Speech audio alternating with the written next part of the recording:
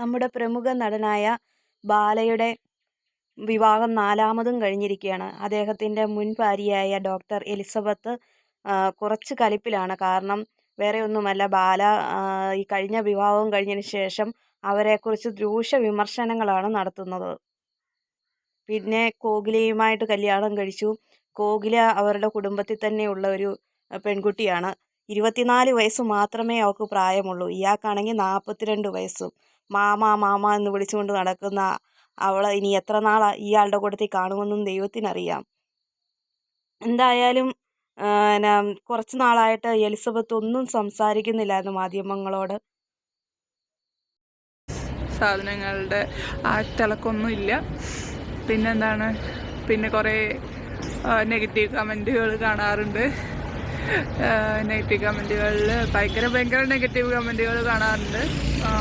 എന്താണ്, എനിക്ക് ഓട്ടിസമാണ്, അത് ഓട്ടിസം ഒരു അസുഖമാണ്, അത് പ്രത്യേകിച്ച് ഒരു നെഗറ്റീവ് കമൻ്റ് അല്ല. പക്ഷെ ഇല്ലാത്ത ആൾക്കാർക്ക് ഉണ്ട് എന്ന് പറഞ്ഞ് പരത്തുന്നത് കുറേ കമൻറ്റുകൾ, കുറേ ഫേക്ക് ഐഡിയകൾ വന്ന് പരത്തുന്നു. പിന്നെ അതുപോലെ തന്നെ പല സ്ഥലത്തും പറഞ്ഞു കാണുന്നു എനിക്ക് കുട്ടികളുണ്ടാവില്ല എന്നൊക്കെ പറഞ്ഞിട്ടുള്ള കമൻറ്റുകളും,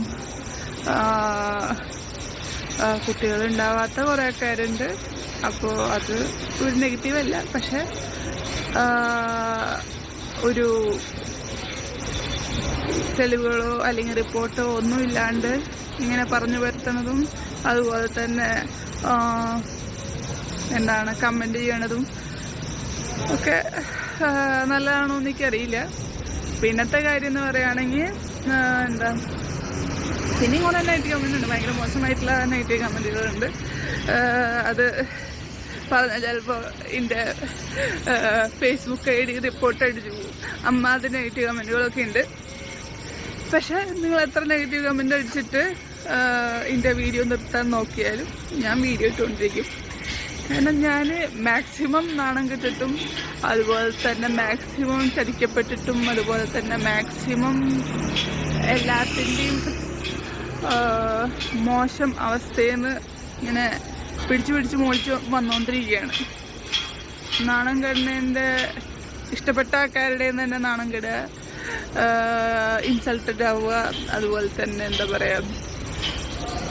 അങ്ങനെ കുറേ ബോഡി ഷെയ്മിങ് തുടങ്ങിയ എല്ലാ വൃത്തികെട്ട പരിപാടികളും എലിസബത്ത് പറയുന്ന വാക്കുകളാണ്. ഇനിയിപ്പം മിണ്ടാതിരുന്നിട്ട് കാര്യമില്ല എന്ന് അവർക്കും തോന്നിക്കാണും. കാരണം വിവരവും വിദ്യാഭ്യാസവും ഉള്ള ഒരു സ്ത്രീയാണല്ലോ അവർ.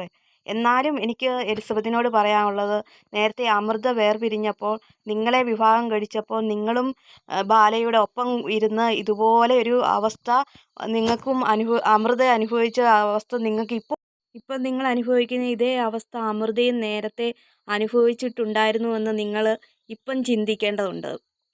നിങ്ങൾക്കൊരു അവസ്ഥ വന്നപ്പോഴാണ് നിങ്ങൾക്കതിൻ്റെ വിഷമം ഉണ്ടായിക്കൊണ്ടിരിക്കുന്നത്. ആ സ്ത്രീയും ഇതുപോലെ തന്നെ അനുഭവിച്ചിരിക്കുന്നു. ഇനി കോകിലയ്ക്കും ഇതേ ഒരു അവസ്ഥ ഉണ്ടാകാതിരിക്കട്ടെ എന്ന് നമുക്ക്